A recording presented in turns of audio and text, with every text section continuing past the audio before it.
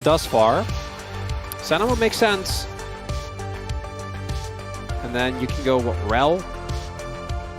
Alistair's out. You can go Poppy as well if you don't want to run the risk. Nautilus. Nautilus doesn't quite get cooked as hard by a possible Poppy pickup. It's going to be the Rel here for Keria. It's a no-brainer. I mean, both of these drops are fine. If you could nameplates off, pick one, I'd definitely want to be DN FREECS. You have 100%. a crazy strong top side. You have a Senna, which these type of skirmish comps, I think it really bolsters them because you can go for these longer fights without too much risk. And then you have Nautilus to kind of tie it all together with the Sejuani. It's a really good 2v2 unit as well. And it's one of those comps where you have a lot of CC, but going Mercs doesn't feel that great because you're playing into Yone, right? Like it doesn't do anything for the knock-up from the Nautilus. There's a lot of damage. Bit of disengage there and protection, but here we go. Game number 1 is loaded up. Let's hop onto the Rift.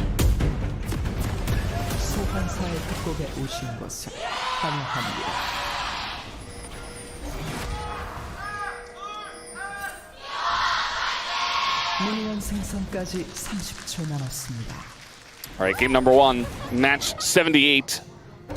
DNF. They're already locked in the Rise group. They don't have a lot of upward movements. They're almost locked into 10th place as well. I think it's not 100% because they still have 3 games left, and so do DRX, and DRX only have 4 wins, whereas they have 1, so... He like an announcer voice, like crab fight. That's what I did. Dudu nearly dying here. The exhaust is almost there. Doran probably wishing he had flash, as the exhaust didn't do a whole lot, kind of just slowed him down, and then he just ran away. Oh, right over too late. What about right now? You just drinking water? Just water. Yeah, me too. I'm just a water drinker. Nothing too crazy. Yep. Water Walter with us today. DNF is just going to flash away from that one. Life just says, no, I would rather not fight. Whereas T1 are very much wanting to fight. Double stun comes through. Now Berserker's going to flash away. Life in a really rough spot, but it is a Nautilus. As Bulldog comes over, the Nagamana Keria is big. The bullet time, though, in a Pyoshik is bigger. And eventually he will go down as Faker picks up that kill in the 2-for-1 trade. T1 definitely going to enjoy that right before the Grubs do spawn. Doran, I think has his ult still primed, yeah.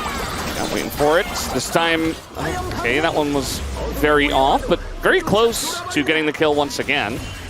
Feels like Doran is getting very close, but not quite there. Dudu can also still equalize if he was already in trouble, so wasn't too scared off. That lack of confidence is something I think we see right now. It's being said in comms. That does feel like a missed opportunity as Pyoshik might be walking in. Oh no, he is a ward. He is not walking into the trap. He is fine. Yeah. He said Sejuani. Impale's ready. They can just go for Dudu. Yeah, I mean, this is a 3v2. Stun comes in, there's the Impale, and you see Pyoshik is going to help him out. Dudu able to flash away. And so he stays alive underneath this turret. Impale and the Magnet Storm down now. Still a big window, getting a flash. Well, there is a member there. Maybe a punish on Doran here. Does get slowed. He is the Gwen, so...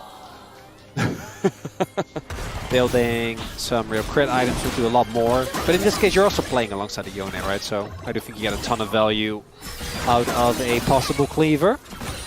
As Dragon now started for DNF. They're just going to get it.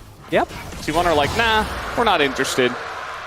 It's an Infernal into an Ocean.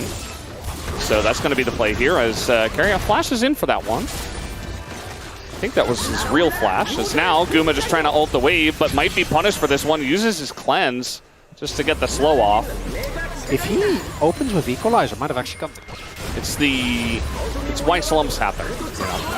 We do have Doran finding Dudu, who now he's got his Equalizer, but he's kind of just on the run here with this phase rush. The exhaust not able to do all too much. He's going to hit the needles this time as he dashes forward. One more auto would do it, but Dudu even able to burn a bit as Doran gets very close to dying. Oh man, he was so close to finally getting that first kill onto Dudu, but not this time. You know, are you doing consistent damage in the fights? Not as much as some other AD carries, so at least if he's fed, his auto attacks are also going to do a lot of damage, so it just feels like it shores up one of the potential weaknesses of T1's draft. And so he's Really just loving his position now. If it does go too late, though, the Senna is going to be an issue, as the Impale will come down after the smite due to no flash here. Just trying to walk this one off, but Pyosik in good position this time. In comes Faker, though, and he cleans up the battle, as Pyosik now alone against 4 people, but the TP is coming in. As now Bulldog, looking for the angle, is going to ult, but it just gets flashed away from. He's flashing in, he wants the kill, and he's just gonna die. Life goes in, and he gets locked into the wall as well. Faker's on a streak already. A killing spree of 3, and the engage there from DNF does not pay off. A for effort, C for concept, and E for execution there for DNF. Unfortunately, not quite working out. Despite their, yeah, that was, well. When will they go in? You know, like it feels like we can say, oh, they're being too passive, but then when they go in, it's not looking good because the execution isn't good. As Guma just gonna get caught, just straight up caught here in the bush. Can they actually kill him? Yes, they can. As now Faker's making his way over. That was a very interesting ult from the Sejuani. Berserker just hitting 2 walls, and the Impale on the right side of the fight is huge. Bulldog does get over there, does get a kill onto the support, but Life is definitely dead, as is Pyosik. Not the cleanest fight, but Guma does bait them into a really rough spot, as now Bulldog, he's getting run down here by the mid and jungle duo. Owner gonna lock him into the wall, and that is gonna be the end of him, as Faker 4-0-5 already. Not by me, I don't think I'm very good at serious talking. You don't like confrontation? Huh. I've gotten a lot better. You have, yeah. We have kind of trained you.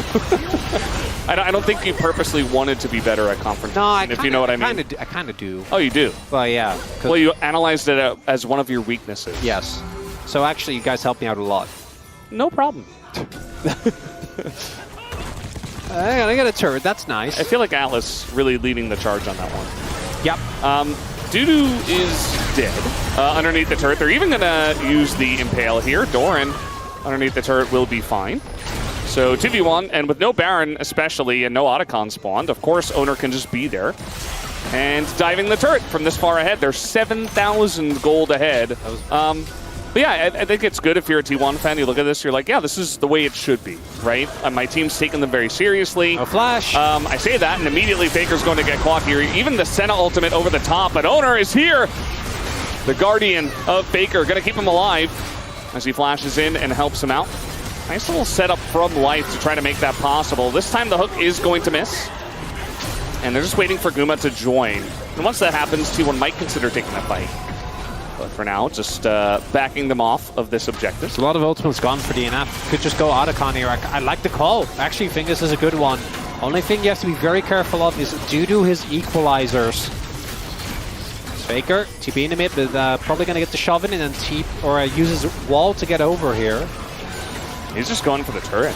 They're just pulling this out. They're not even doing the objective. Nobody's here. And so Faker maybe just gets a free turret. And Dudu doesn't want to use the equalizer with the Otacon being pressured. He'll root on an Owner. But realistically, no Sejuani ultimate at this point. No Nautilus either. T1 could do Otacon. I think we've reached that point where they're fed enough. I respect that they don't. Fight over the blue? A bunch of damage goes into Pyosik. Impale hits only Life, but it seems like they have the damage so much used just to kill the Nautilus. But T1 is that far ahead that they can expend all of their abilities just to take out one guy, and then they can do the Otacon. I think this is contestable for DNF. I actually think the right call is to try and go for this. You have Senna and Yonel very soon. Faker's going to look for a wall off. Yeah, I think the wall just stops him. Although it is Sejuani, so they have to be careful about Pyosik, and the wall is not going to wall him off, but Faker himself will get the job done. Bulldog does go in, the engage comes out, but look at that ult from the Yone. Bulldog keeps all of them away from the rel engage. As Keria, maybe just a little bit of zoning as well, just making sure everybody gets out alive. Either way, the follow-up wasn't there, and the Otacon does go to T1. But bounties for DNF, which is something. They get the turret. If they did, well, we got a little fight here as this time it's going to be Faker who's caught. Not sure how he got himself into that predicament. But that's a big shutdown now. Didn't see who the kill went over to, but either way, it's a lot of gold going over to DNF. And this was pretty much an unlosable game. bounty. Yeah, it's another bounty. It's going to delay the Dragon Soul. I mean, we only had 2 dragons up to this point, which is pretty low. But either way, it's still a nice little win here for DNF. Never say never. So as I said earlier, clearly the game is not over yet. The same trap. Uh-oh. It's just this. He knows, right? Right? Yes. Well, he's still going to get flashed on. And here comes Bulldog. Uh-oh, that was a very interesting combo. Either way, Faker trying to flash away from this one. Impale is big with Carrier coming in over the top. The bullet time is huge. As T1, they gather up. They use all their ultimates together, and their wombo combo is the better one. The equalizer is good, but they don't really have the damage. Bulldog goes back in as he says, well, I'm probably not getting out of this one. Or at least that's what I hope he said. And now Dudu being chased down pretty fast and actually decently tanky. T1 still going to win the fight and take out the jungler, so now they get a free Baron. If that ult hits and Faker dies, maybe that fight is salvageable.